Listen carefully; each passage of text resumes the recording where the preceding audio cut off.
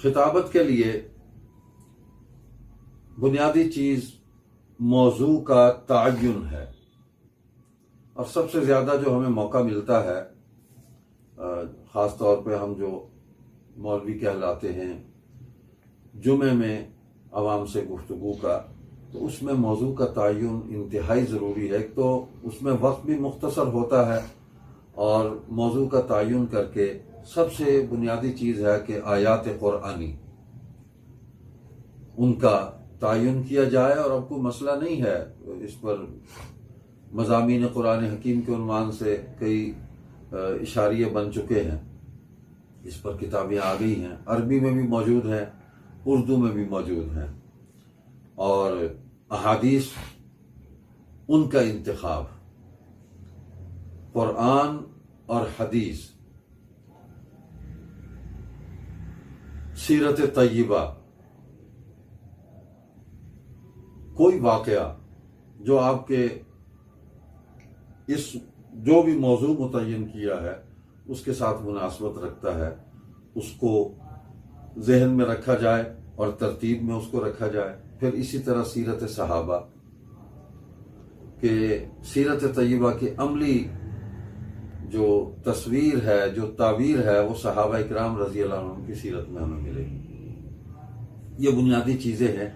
تو اس کو تیار ضرور کرنا چاہیے موضوع کا انتخاب کر کے، اور قرآن کریم کی آیات زیادہ تلاوت کرنی چاہیے۔ اس کی دو جو اس کے فائدے ہیں، سب سے پہلا فائدہ تو یہ ہے کہ تلاوت قرآن کریم مستقل عبادت ہے، اس کا ثواب ہے، پڑھنے کا اور سننے کا، دونوں کو ثواب ملے گا۔ دوسرا یہ ہے قرآن کریم اپنا ایک اثر رکھتا ہے، اللہ کی کتاب ہے، اس کی تلاوت کے اندر اللہ پاک نے بہت ہی اثر رکھا ہے کہ سننے والے جب قرآن کریم کی آیات سنتے ہیں تو اس کے بعد اس کو سمجھنے کے لیے ان کے دل و دماغ جو ہیں وہ آمادہ اور تیار ہوتے ہیں، اور ایک طلب اس کے اندر پیدا ہو جاتی ہے کہ جو آیات پڑھی گئی ہیں ان کا ترجمہ ہمیں معلوم ہو، جو احادیث پڑھی گئی ہیں ان کا ترجمہ، ان کا معنی، ان کا مفہوم، یہ ہم تک پہنچے اور ہم اس کو سیکھیں اور سمجھیں۔ یہ قرآن کریم کا اعجاز ہے۔ پھر قرآن کریم کے تلفظ، اس کا بہت زیادہ اہتمام کرنا چاہیے۔ عام طور پر ہمارے جو مروجہ واعظین چلتے ہیں، تلفظ قرآن کریم کا ٹھیک نہیں ہوتا، اس کا برا اثر پڑتا ہے بچوں پر، خاص طور پر کہ وہ اسی انداز میں پڑھنے کی کوشش کرتے ہیں، سر دیکھتے ہیں، تلفظ نہیں دیکھتے۔ تو قرآن کریم کو صحیح تلفظ کے ساتھ پڑھنا چاہیے، اور تلفظ سیکھنے کے لیے عرب قراء کی تلاوتیں تو انٹرنیٹ کی دنیا ہے، موجود ہے اس پر اتنا کچھ، اور خاص طور پر اگر شیخ محمد صدیق المنشاوی رحمہ اللہ ان کی تلاوتوں کو سنا جائے، وہ حضر میں بھی موجود ہیں اور تجوید اور قرات کے اندر بھی، مختلف لحون کے اندر بھی موجود ہے، ان کو سنا جائے اور اپنے تلفظ کو درست کیا جائے۔ تاریخ کو بھی ساتھ رکھا جاتا ہے، لیکن تاریخی واقعات کو قرآن، حدیث اور سیرت طیبہ، سیرت صحابہ،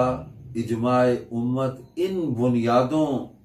کو سامنے رکھتے ہوئے تاریخی واقعات کو جو اس سے مناسبت رکھتے ہوں، تائید کرتے ہوں، ان کو بیان کیا جائے۔ تاریخ میں بے سر و پا باتیں بھی ہیں، لوگوں کی ذاتی آراء بھی ہیں، اور اس سے نقصان ہوتا ہے۔ اور ہمیں اپنی گفتگو کے اندر کوشش کرنی چاہیے زیادہ سے زیادہ کہ ہم اپنی بات کم سے کم کہیں لوگوں سے، اللہ اور اللہ کے نبی صلی اللہ علیہ وسلم کی باتیں زیادہ سے زیادہ لوگوں تک پہنچائیں، صحابہ کرام کی زیادہ سے زیادہ باتیں ان تک پہنچائیں، ان واقعات کو ان تک پہنچائیں، اس لیے کہ دین تو ہمیشہ کے لیے ہے، قیامت تک کے لیے ہے، ہر زمانے میں تر و تازہ ہے۔ قرآن بھی، حدیث بھی، حضور علیہ السلام کی سیرت بھی، آپ کی سنت بھی، آپ کی جد و جہد بھی، صحابہ کے اعمال، اجماع، ہر چیز، اجماع امت، وہ قیامت تک تر و تازہ ہے، ہر زمانے کے لیے کافی ہے۔